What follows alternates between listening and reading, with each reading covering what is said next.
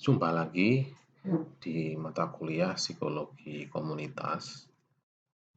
Jadi pada pertemuan kali ini kita akan melanjutkan slide PowerPoint di pertemuan sebelumnya tentang psikologi komunitas part 1. Nah, kali ini kita akan membahas tentang beberapa ciri khas psikologi komunitas beserta prinsip-prinsip yang kita gunakan dalam psikologi komunitas.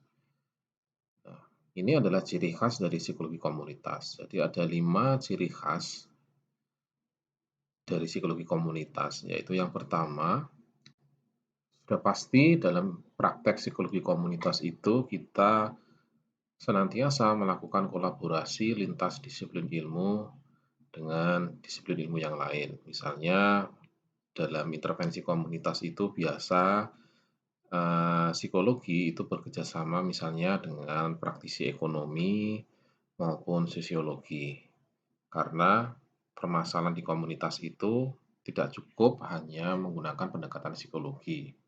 Nah, biasanya kita akan melakukan ini ya. Kita biasa mengundang atau bekerja sama dengan praktisi dari disiplin ilmu yang lain.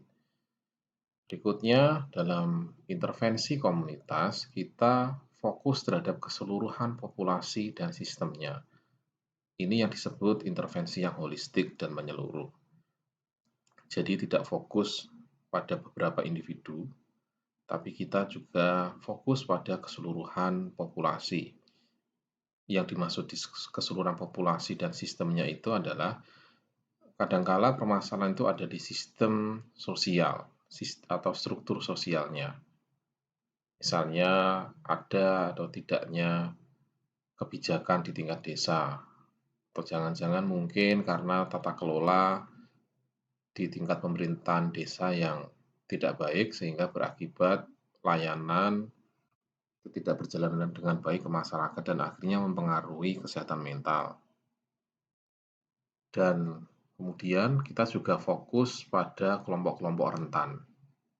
Jadi tidak hanya fokus pada satu kelompok dan meninggalkan yang lain, tapi kita juga melibatkan keseluruhan populasi, terutama menyasar pada kelompok-kelompok rentan seperti perempuan dan anak, orang tua, ataupun orang-orang dengan disabilitas. Yang ketiga, kita biasanya dalam psikologi komunitas itu lebih menekankan pada upaya pencegahan atau prevensi, baik di tingkat individu maupun komunitas. Kalau eh, di psikologi klinis mungkin atau psikoterapi itu biasanya lebih lebih ke pengobatan, artinya berusaha untuk mengobati yang sudah sakit.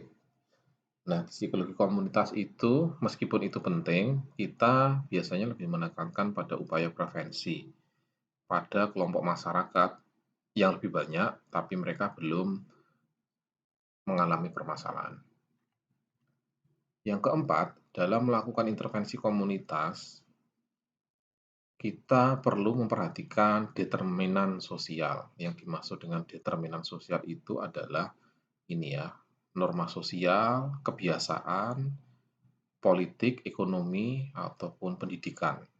Yang biasa disasar itu biasanya dalam pengalaman saya ketika melakukan intervensi komunitas itu lebih ke norma sosial dan kebiasaan ini yang biasanya ingin kita ubah ya.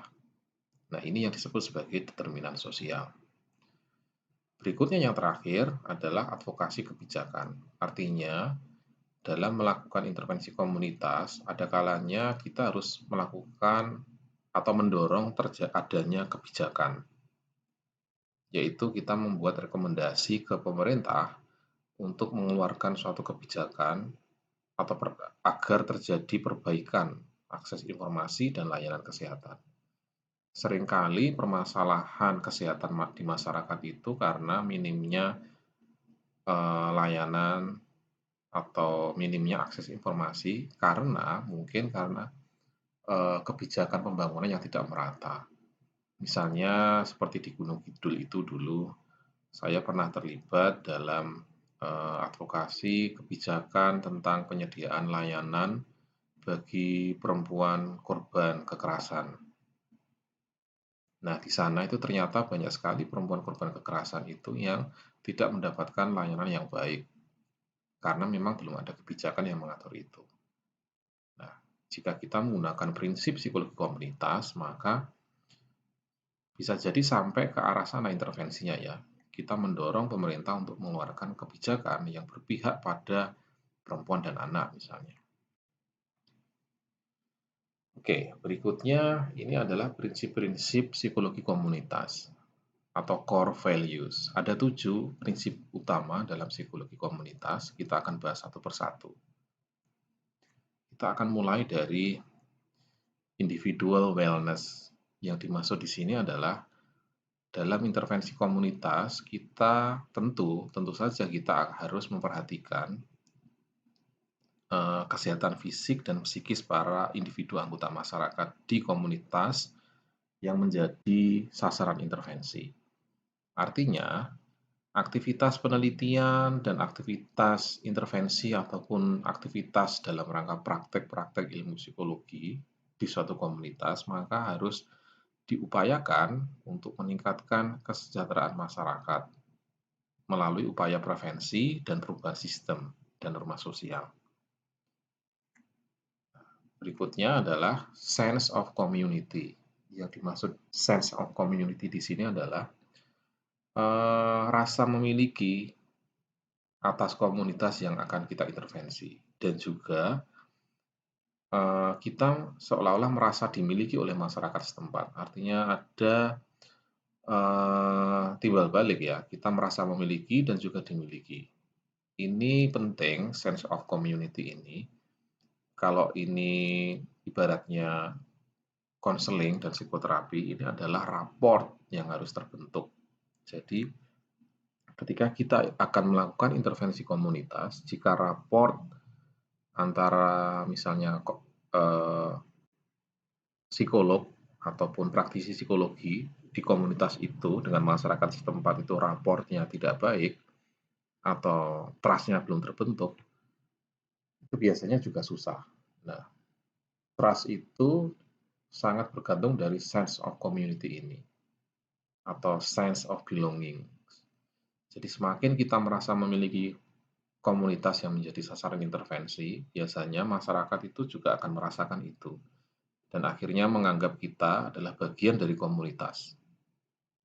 Semakin sense of community ini kuat, maka semakin efektif intervensi yang biasanya kita akan lakukan. Berikutnya prinsip social justice. Seperti yang sudah saya katakan di pertemuan sebelumnya bahwa definisi sehat itu dalam psikologi komunitas itu mencakup aspek keadilan sosial. Artinya dalam praktek ilmu psikologi di komunitas, kita harus berupaya mendorong terjadinya pemerataan, alokasi, kesempatan, akses, dan kontrol terhadap sumber-sumber daya. Nah, di sini bisa jadi di komunitas itu ada kelompok-kelompok tertentu di masyarakat yang saya sebut sebagai kelompok rentan, yang mereka mungkin diabaikan sehingga tidak mendapatkan kesempatan yang sama dengan kelompok mayoritas. Nah, kalau kemudian kita melakukan intervensi komunitas, maka kita harus memastikan prinsip social justice atau keadilan sosial ini ada di komunitas. Kita harus bisa menjembatani agar kelompok-kelompok rentan di komunitas ini memiliki akses yang sama, memiliki kesempatan yang sama dalam hal mungkin pendidikan dan layanan kesehatan. Terus juga jika di komunitas tadi itu dalam pengamatan kita terlihat terbelakang dibanding komunitas yang lain, maka itu juga menjadi tugas kita sebagai praktisi psikologi jika menggunakan prinsip psikologi komunitas untuk memastikan keadilan sosial itu sampai di komunitas yang menjadi sasaran intervensi ini. Mungkin kita bisa melakukan tadi itu ya advokasi kebijakan atau menginformasikan ke pemerintah daerah bahwa ada satu komunitas desa di desa yang mereka sangat terbelakang dalam hal informasi ataupun kesempatan untuk mendapatkan pendidikan. Maka itu tugas kita untuk menjembatani itu, menginformasikan ke pemerintah daerah, dan melakukan advokasi tentang anggaran, alokasi anggaran jika diperlukan. Berikutnya tentang citizen participation. Ini adalah partisipasi masyarakat ya. Jadi kita harus memastikan semua kegiatan yang kita lakukan di komunitas itu harus senantiasa melibatkan masyarakat setempat. Tujuannya agar apa? Agar tercipta kemandirian, sehingga masyarakat di sana itu tidak selalu bergantung pada kita. Jadi apapun kegiatannya itu, dari mulai perencanaan sampai implementasi itu seminimal mungkin harus melibatkan masyarakat setempat. Contoh dari hal ini adalah misalkan dengan pembentukan kader. Misalnya kita punya program psikoedukasi tentang perilaku hidup sehat, maka sembari kita melakukan penyuluhan-penyuluhan ataupun psikoedukasi yang lain dengan bentuk-bentuk yang lain, maka kita juga perlu membentuk kader sehingga ketika program kita selesai ada yang meneruskan ya.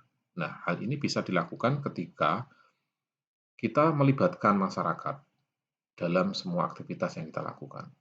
Dalam pengalaman saya misalnya, saya pernah terlibat misalkan intervensi tentang peningkatan kualitas hidup, kesehatan ibu dan anak di Gunung Kidul atau di Kulon Progo. Nah, itu dari mulai perencanaan program atau bahkan mundur lagi mulai dari penelitian itu sudah mulai melibatkan masyarakat ya. Jadi partisipatif. Dari mulai penelitian, asesmen, kemudian penyusunan program itu kita sudah melibatkan masyarakat. Memang tidak bisa semuanya, ya mungkin beberapa dari mereka yang punya potensi sebagai kader bisa kita libatkan. Nah, hal ini biasanya kita akan kerjasama dengan kepala desa ataupun aparatur di tingkat desa untuk menunjuk kira-kira siapa yang bisa cocok jadi kader gitu. Nah, nanti dia akan belajar bagaimana menyusun program dan bagaimana mengimplementasikannya. Berikutnya ada prinsip collaboration and community strength. Ini sebenarnya hampir sama dengan prinsip yang ini ya, yang citizen participation ini. Nah, di sini tambahannya adalah kita harus mampu membuka link ya dengan pihak eksternal.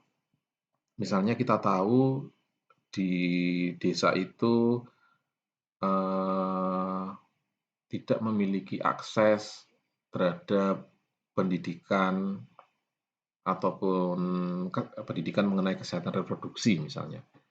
Nah, kita bisa membuat link dengan LSM yang punya concern tentang kesehatan reproduksi agar mereka bisa datang ke tempat itu, di desa itu, untuk memberikan edukasi.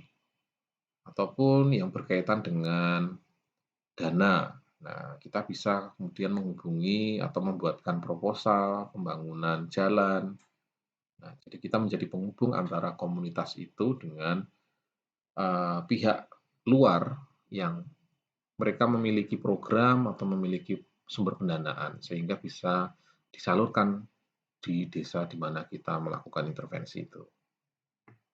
Dan sekali lagi itu juga dilakukan secara partisipatif dengan masyarakat, artinya melibatkan mereka. Prinsip berikutnya adalah respect for human diversity. Kita tahu bahwa komunitas itu, kalau dari definisi yang sudah saya jelaskan, pasti komunitas itu beragam latar belakangnya, sifat-sifatnya, agama, usia, pendidikan, pasti beragam. Nah, kita pastikan bahwa kita menghormati semua perbedaan yang ada, yang mungkin juga berbeda dengan latar belakang kita sebagai praktisi yang berada di sana. Maka kita harus bisa menghargai semua perbedaan yang terjadi. Kita tidak boleh kemudian misalnya di komunitas tadi itu berbeda keyakinan dengan kita, kemudian kita hanya mencari atau melibatkan masyarakat yang keyakinannya sama dengan kita, itu tidak diperbolehkan ya. Jadi kita harus menjunjung tinggi prinsip keragaman. menghormati perbedaan dan keberagaman. Kemudian yang terakhir adalah empirical grounding. Jadi semua hal yang kita lakukan di komunitas itu harus basisnya adalah riset. Ya, di sini yang biasa digunakan dalam intervensi komunitas itu adalah action research. Artinya kita menggabungkan antara penelitian dan tindakan. Jadi ada penelitian dan tindakan. Jadi orientasi penelitian itu tidak hanya menggali, tapi penelitian di komunitas itu dalam rangka sebagai basis data untuk merumuskan langkah-langkah intervensi. Misalnya tentang perilaku sehat itu ya. Jadi selalu diawali dengan penelitian dulu untuk memetakan semua hal, misalkan memetakan tentang persepsi masyarakat dulu tentang tentang sehat itu apa, menurut mereka perilaku sehat itu penting atau tidak. Nah, dari sana kemudian kita bangun kesadarannya melalui intervensi-intervensi yang sebenarnya intervensi itu juga bagian dari riset ya. Jadi model risetnya itu tidak hanya menggali data, analisis dan selesai, tidak. Tapi penelitian yang kita lakukan di sana, penggalian data, assessment yang kita lakukan itu dalam rangka untuk merumuskan program-program intervensi, dan hasil dari program intervensi itu juga kembali lagi menjadi bagian dari evaluasi atas program yang kita lakukan. Jadi itu kayak alur ya. Ada assessment, ada perencanaan, ada implementasi program, evaluasi, dan kemudian kembali lagi ke awal. Itu kayak siklus ya. Itu namanya adalah action research. Dan sekali lagi dalam hal ini juga senantiasa melibatkan masyarakat.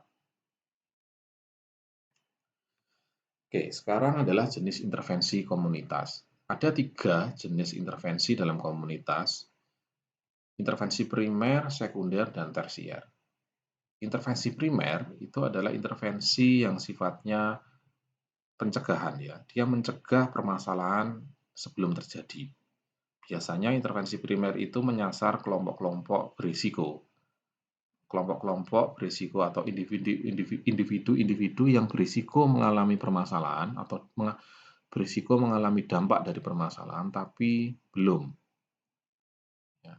Kalau intervensi sekunder ini biasanya lebih ke intervensi untuk tujuannya mengobati mereka-mereka yang sudah mengalami masalah.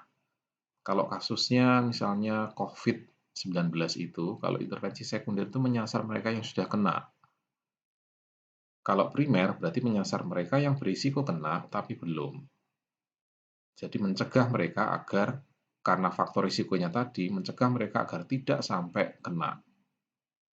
Kalau intervensi tersier, ini lebih sifatnya intervensi untuk pemulihan jangka panjang, agar tidak terulang lagi di masa depan. Ini bisa menyasar khususnya mereka yang sudah diintervensi sekunder, diobati, kemudian dilanjutkan penanganan jangka panjang, diedukasi lagi agar tidak mengalami hal yang serupa. Kalau ini dalam kasus narkoba misalnya, kalau intervensi sekunder itu ya intervensi pengobatan, tersier itu mencegah mereka agar tidak mengalami kekambuhan lagi. Oke, sekarang kita coba diskusikan tentang ini, contoh intervensi primer pada kasus COVID-19. Kita akan coba lihat ada permasalahan apa terkait dengan kasus virus corona yang akhir-akhir ini pandemik ya, merebak. Kita tonton dulu tayangan berita ini ya. Saya ambil tayangan berita di YouTube.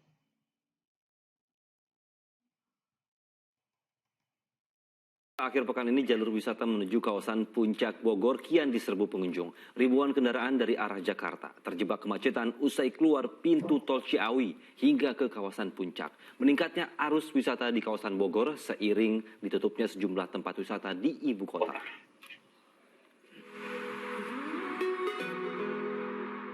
Anda berminat berwisata ke kawasan Puncak Bogor?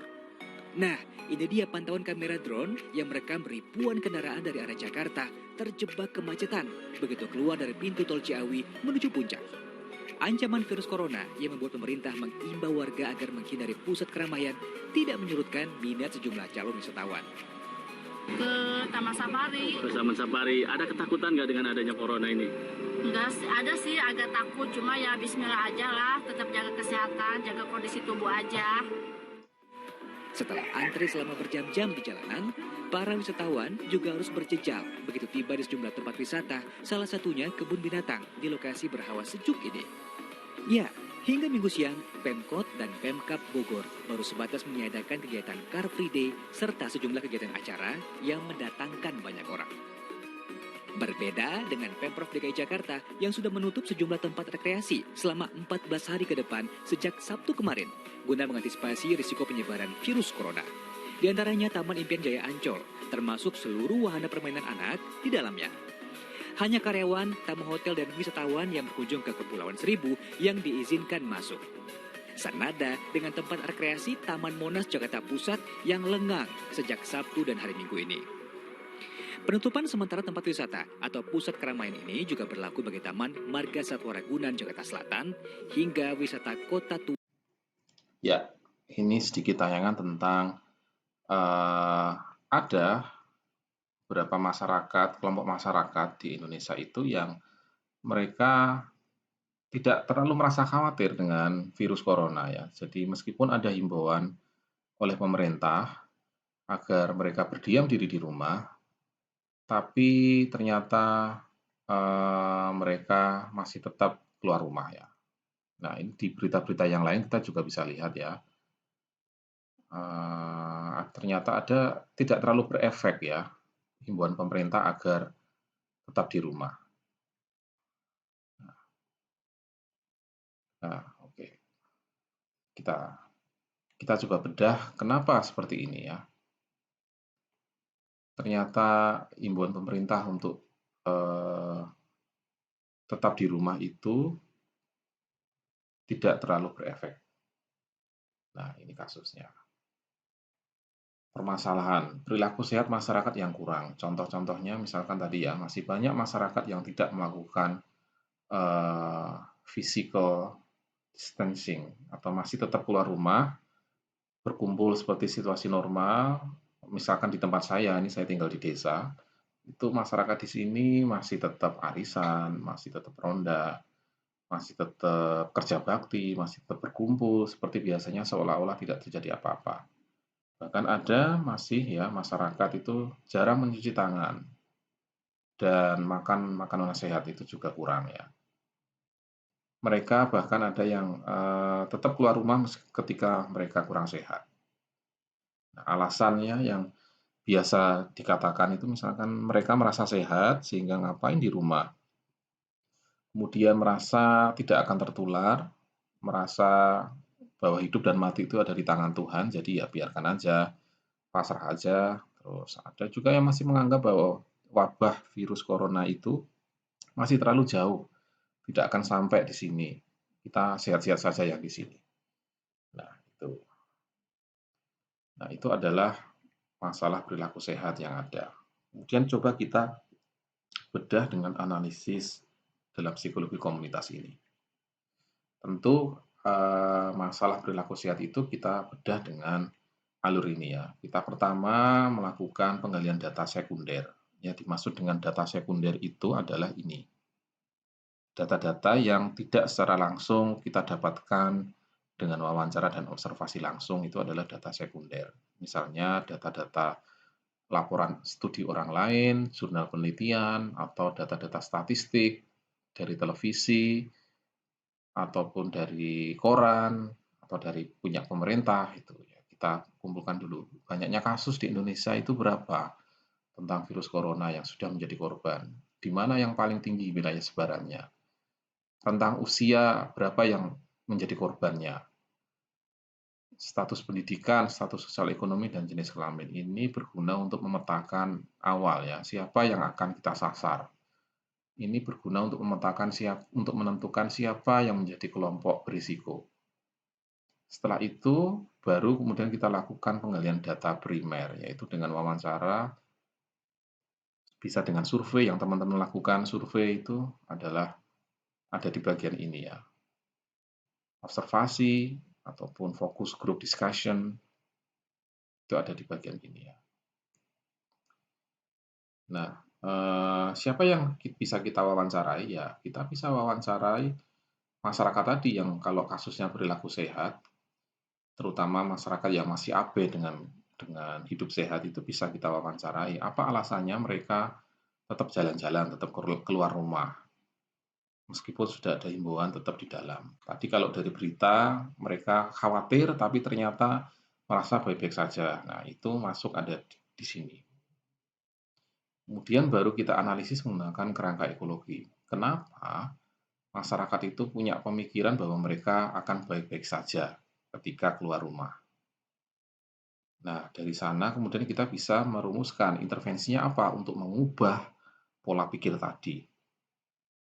Ya, itu kalau intervensinya primer ya. Kalau yang sekunder ya, kita bisa menyasar orang-orang yang sudah kena COVID-19 yang sudah terinfeksi itu. Ya, misalnya alasannya ketika kita wawancarai dia sudah kena virus corona itu ternyata alasannya waktu itu karena merasa baik-baik saja keluar rumah dan akhirnya dia kena, ya berarti dia masuk di intervensi sekunder. Ya. Kalau dia itu belum kena, tapi kita duga mereka berisiko akan kena, tapi belum, itu ada di sini. Kalau di primer itu lebih ke pemulihan jangka panjang. Ya. Jadi ini petanya seperti ini. Nah, ini adalah pemetaan kelompok berisiko. Ini sementara saya dapatkan dari berita, berita di koran, atau di tayangan televisi. Rata-rata para orang tua dengan usia di atas 50 tahun itu memiliki resiko tinggi, resiko kematian ya, terutama yang orang tua yang memiliki riwayat penyakit bawaan seperti diabetes atau pneumonia. Itu rata-rata mereka akan mengalami dampak berat ketika mengalami terinfeksi virus corona ini. Ibu hamil, balita, dan anak-anak ini juga kelompok berisiko karena mereka memiliki daya tahan tubuh yang rendah. Nah, ada juga yang berisiko terinfeksi, itu adalah para remaja dan dewasa. Kenapa? Karena biasanya para remaja dan dewasa ini mereka abai terhadap imbauan hidup sehat, merasa kuat, merasa baik-baik saja. Nah, mereka ini tergolong orang-orang yang risk-taking behavior-nya tinggi atau perilaku beresikonya tinggi. Benar mereka tidak sakit, tapi mereka berisiko menularkan ke orang-orang yang ini, di atas ini yang daya tahan tubuhnya lemah. Nah, ada penelitian, ini ya, saya tunjukkan jurnal penelitian yang membuktikan itu. Ini ada penelitian, ini nanti akan saya upload juga di e-learning ya. Penelitian tahun 2001 oleh Ibu Endang atau Profesor Endang Ekowarni, ini adalah dosen saya dulu waktu kuliah. Beliau meneliti tentang pola perilaku sehat pada remaja. Ini saya langsung ke hasilnya. Nah, kalau di sini hasilnya yang menarik ini di sini ya, kita bisa tahu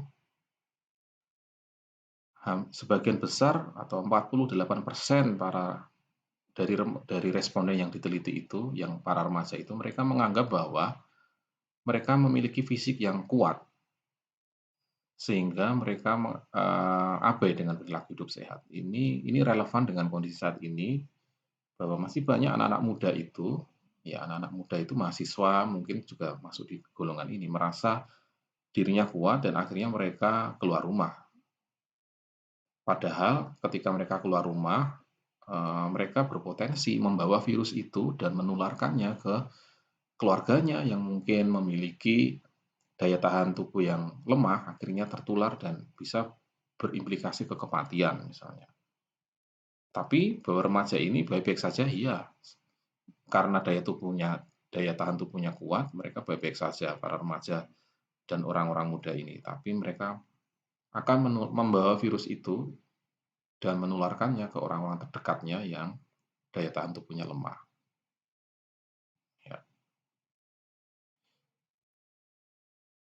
ya jadi seperti itu. Remaja masuk dalam kelompok yang berisiko menularkan ke orang lain. Kemudian siapa lagi yang masuk dalam kelompok berisiko? Para penduduk yang mereka itu tinggal di daerah terpencil dan memiliki keterbatasan akses informasi yang valid. Kalau sepertinya kondisi saat ini itu meskipun masih ada orang-orang yang tidak punya handphone sehingga mereka tidak bisa cek berita, itu juga berisiko ya.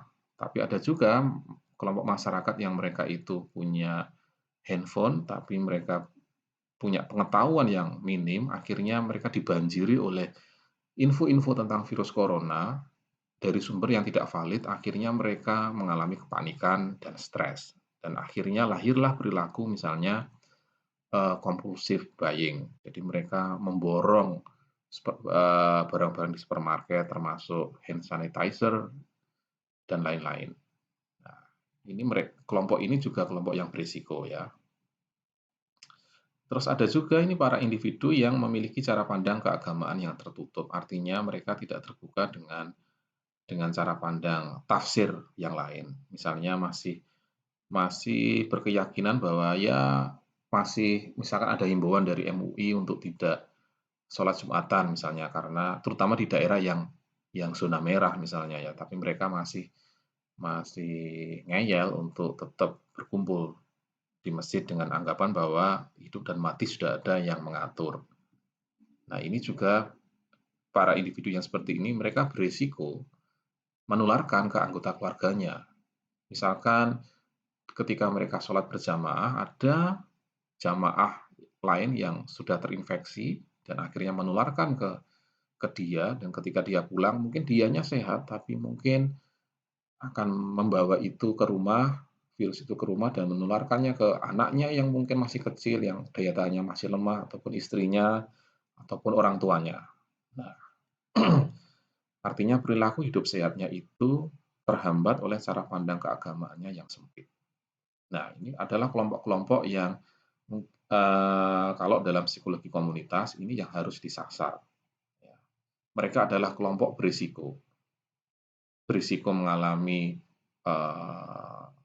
dampak serius ketika terinfeksi ataupun berisiko untuk menularkan ke orang lain meskipun dia baik-baik saja. Ini perlu masuk ya, kalau dalam psikologi komunitas mereka masuk dalam rancangan intervensi primer. Artinya mereka ini mungkin belum mengalami permasalahan tapi berisiko. Nah, ini contoh dari analisisnya. Ya, analisis menggunakan kerangka ekologi tentang perilaku sehat tadi. Misalkan di tingkat individu di masyarakat tadi memiliki pemahaman bahwa ini ya, merasa sehat, kuat, merasa tidak perlu hidup sehat.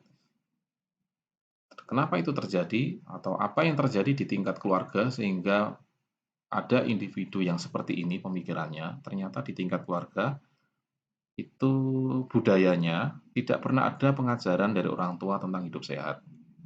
Atau orang tua tidak pernah mencontohkan perilaku sehat. Kita tahu bahkan ada orang-orang tua itu yang merokok pun di depan anaknya misalnya ya. Ada banyak orang tua yang tidak pernah mencuci tangan ketika mau makan. Nah, itu contoh yang mungkin atau kebiasaan yang ada di keluarga sehingga melahirkan individu seperti itu. Jadi hidup sehat itu bahkan tidak pernah menjadi perbincangan dalam keluarga.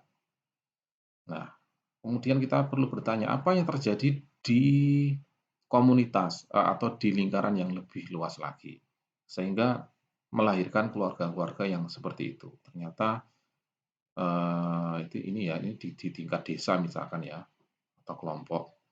Ternyata kemiskinan tinggi sehingga perilaku sehat itu belum menjadi prioritas. Artinya masyarakat-masyarakat yang penghasilannya itu misalkan di bawah UMR, mereka itu jangankan untuk cuci tangan atau memikirkan bagaimana hidup sehat, untuk makan saja mungkin susah. Akhirnya tidak pernah terpikirkan atau terlintas dalam pikirannya tentang hidup sehat. Nah, kemudian ada persepsi umum di masyarakat yang menganggap bahwa perilaku hidup sehat itu adalah yang muluk-muluk, yang berlebihan, tidak penting, tidak perlu. terlalu lebay lah gitu ya. Misalkan saya di sini ya, di tempat tinggal saya ini rata-rata masyarakatnya itu buruh buruh buruh pabrik, buruh tani, serabutan yang kira-kira penghasilannya itu ya di bawah UMR.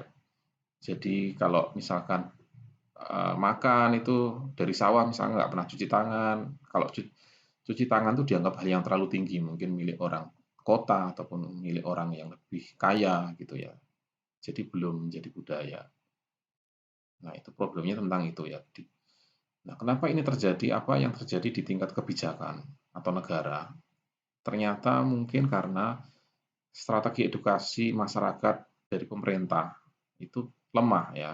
Strateginya itu lemah, monoton, tidak menjangkau grassroots ataupun karena pembangunan yang tidak merata atau juga karena alokasi anggaran yang minim sehingga edukasi itu tidak sampai ke level komunitas paling dasar, paling bawah. Nah, kalau kemudian kita mau melakukan intervensi komunitas, ya ini tiap-tiap lingkaran ini harus disasar per individu, keluarga, komunitas, bahkan sampai advokasi, jika mungkin ya. Dan ini mustahil kalau kemudian kita tidak berkolaborasi dengan disiplin ilmu yang lain. Ya, makanya tadi di ciri khas psikologi komunitas itu adalah kita senantiasa berkolaborasi. Bisa jadi kita akan bekerja sama dengan teman-teman dari kedokteran. Teman-teman dari kedokteran akan mengedukasi, membawakan materi tentang bakteri dan virus. Nah, kita bisa kemudian membantu dari sisi yang lain. Misalkan bagaimana cara mengubah pemikiran ini, pola pikir ini. Pola pikir tentang bahwa hidup sehat itu tidak penting. Nah, itu masuk wilayah psikologi ya. Tentang strateginya itu bagaimana mengatasi hal itu. Nah, untuk strateginya itu kita akan bincangkan di pertemuan selanjutnya. Oke, sementara ini selesai dulu, kita lanjut di kuis.